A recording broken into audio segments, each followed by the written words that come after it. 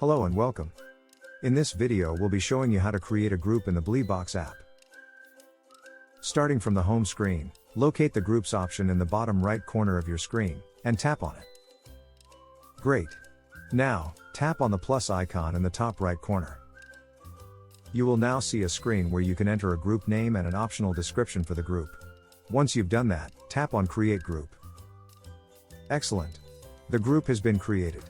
Now, let's add devices to our newly created group. Tap on Add Devices. You will now see a list of your devices.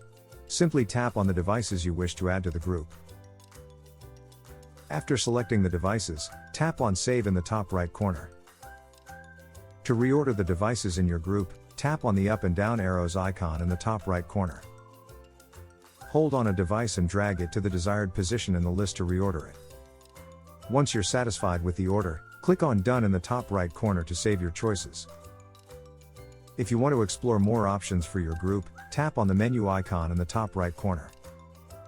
From the menu, you can choose to assign more devices to the group, edit group details such as the name and description, create a scene. Please check our other video titled Creating Scenes in the BleBox app for that.